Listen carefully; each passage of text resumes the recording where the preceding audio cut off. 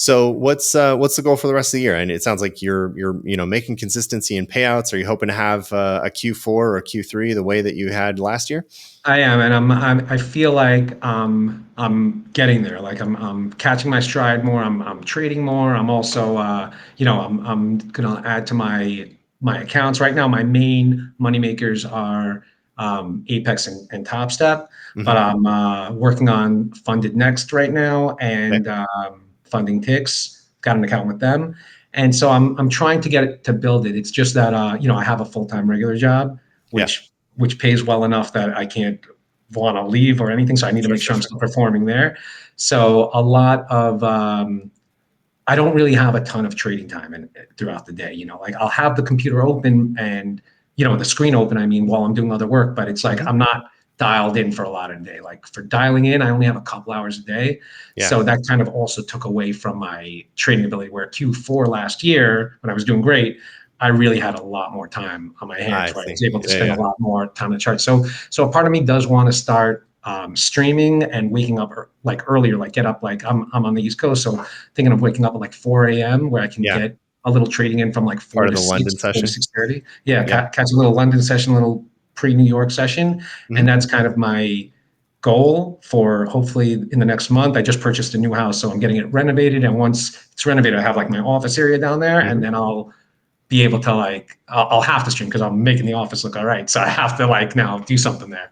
Yeah. So I'm hoping to start in September streaming and having a little bit more screen time so I can get a couple more trades in and get the money up a little bit more. But It sounds like a blast. I saw yeah, you on the Patrick Weiland stream recently. I know yeah, he's always a good time. How that did was you like awesome. streaming with those guys? Did you go to Miami for that I one went or to I was his first nice? guest. I was the Oh, first okay, guest cool. there. So yeah, when he first was building that, he was writing, "Oh, which traders should come? Which traders come?" So I commented on his post. A few people promoted it or liked it, and then he's like, "All right, email my assistant." I emailed, and I was just going down to Miami actually for that week anyway. So Yeah.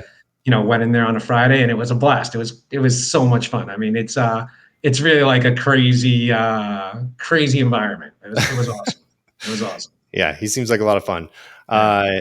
Have out of curiosity, what kind of work do you do that allows you the freedom to kind of trade throughout the day? Sure. So I lend money to publicly traded penny stocks companies. Okay. So OTC small cap stocks that some of them have a full market cap of like 200,000, Right. 150,000. Some up to maybe 4 or 5 million, which is still very small for a Nano public cap traded company. companies. Yeah, nano cap. Yeah. And so yeah, we do convertible notes for them. So pretty much give them some money. If they don't pay back by a certain amount of time, we can Converts to convert it equity. into stock at a discounted price Yep. and then sell it in the open market. Got it. Got it. Very So cool. I've been Okay. in the market world, but you don't look at charts at all for that. Like No, no, all no. my research I'm doing is reading their public filings only Mhm. and things like that. So even though that's being in the market, it's really not in the market, Yeah. the Yeah. way Yeah. we are. You're doing more, I guess you would be doing more fundamental analysis with some of these guys, right? Right. It's all Yeah. fundamental. Yeah, yeah. Right. Right. Very interesting. Are you one of is this an independent firm or you own it or you're just part of a No, bigger it's firm? a small like family office Okay. that I joined when they first were starting. So Got I've it. grown with them over the last. I've been there for about 6 years now or Yeah. 7 years. So I've been growing with them and so I've been there for a while. But it's a small 6-person operation, nothing crazy. But, That's awesome. it's a lot of fun. Do they know about some of your prop trading activity here and your Yeah, live streams and all that? yeah, of course, and They're like, teach us the trade. yeah, they'll joke around. I'll be like, I don't know what to do here. Maybe we should ask ForexIke. So they'll tease me about it. But yeah, it's Sure. like, but sometimes I'll shoot a video. I'm in New York and New Jersey where Mhm. weed's legal and everything. So sometimes I'll shoot like a video that I'll put on X while I'm Mhm. like smoking a joint. Like, oh, look at this Mhm. trade. And I'll come back into the office and I'll be like, oh, how was that smoke out there? I'm like I gotta block Dang you guys. Like, can't it. get away with anything out here. So. That's right. Hey, well, that's the choice of going public with our lives here, right? So, what's the live stream going to be like then? Is that a taste of what we can expect? Just sort of relaxing, more like Keith Gill style. Maybe have a beer, have a joint, and do some trading, or what are you thinking? I feel like I got to do Patrick Whelan style. I mean, Yeah, PW. It was just so much fun, yeah, and as much shit as people sometimes give him, as like that he's not a trader, he's like a wrestler, like WWE or something. It's like he's on the top of the Tradeify leaderboard. He's on the top now of FundingTix leaderboard. Like he is a consistently great trader. He's taken out over $1 million from Apex this year. I mean, so the people who hate on him are the same people who kind of hate on me for negative RR. You know, they're people who say you're not trading right. Like that's not the right way to trade. You shouldn't be just buying because you see a pivot point or something like or a bull flag. That's retail trading. Retail trading is not profitable. Like that's the hate he gets. He gets hate from the people who pretty much are selling courses and the people who follow those people selling courses, because what he's doing is really like a fun way of seeing the market and reacting to it. He doesn't journal anything. He's like and you can't argue with the results. If he's on the top of Tradeify, every influencer is on Tradeify. Tons of people use Tradeify. Why is he the guy on the top? Everyone uses FundingTix. Why is he on the top? Like it's not. And he trades live on YouTube. It's not because he's not a good trader. Like he knows the market, he understands the market, and he knows like he'll be watching. He'll see price go up.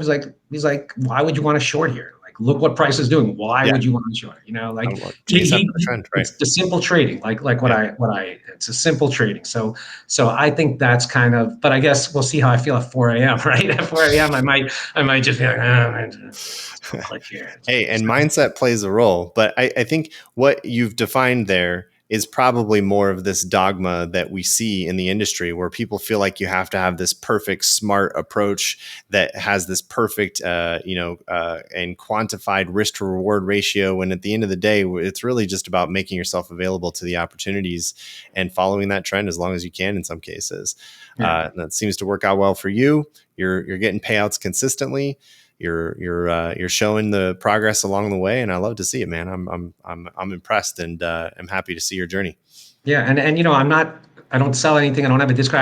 I have 2 little kids, a 3-year-old and a 2-year-old. Like my life is like full. Like I wouldn't have time to like mentor or teach. I'm not even trying to like make any money from anyone here. Like the reason I post and why I push these things is because I believe it's easy enough for anyone to do. Yeah, and that's kind of the thought that I'm trying to do. I said a few times online, I'm like, there's someone 10 times dumber than you making 10 times more money because they're too stupid to get in their own way. Like why? Like I knew a guy.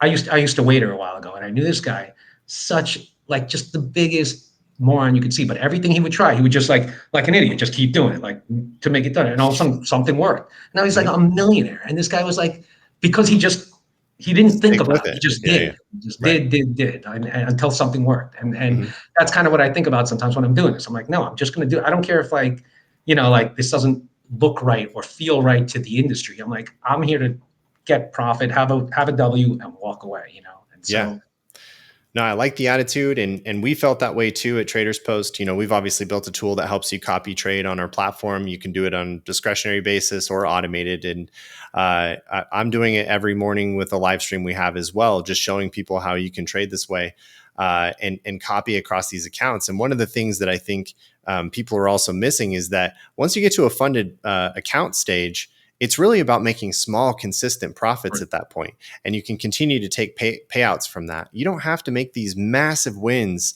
like you would need to make a bunch of money in a live account.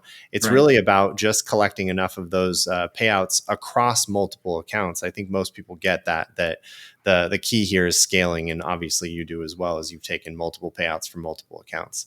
Yeah, I mean, exactly. Because in my live account, I'll turn 500 to 1,000. That's 50%. That's incredible, but it's $500, really. You know what I mean? So it's like if I want to make, and I'm not going to make that same kind of risk on like $5,000 of my real money. I'd rather just do a prop firm or 30 prop firms for $5,000. You know what I'm saying? So it's like, it's like, who do you want to be? Do you want to be a guy who bought one account and made $5,000 this month off that one account? Incredible, right? Or do you want a guy who bought 50 accounts and maybe spent $5,000 in challenges, but he made $30,000 that month? Right. So one guy turned one account $5,000. That RR is incredible, right? The other guy blew 20, 30 accounts, but he made 5 times your money. Like I'd rather be that guy, Yeah, no, I agree with you. Again, back to this feeling more like an options contract. I guess the other potential is the guy with the live account who maybe made $5,000 to double his account still has the potential of losing all 10,000 of that the next month if he goes on tilt. Exactly. Yeah. Good point. Right.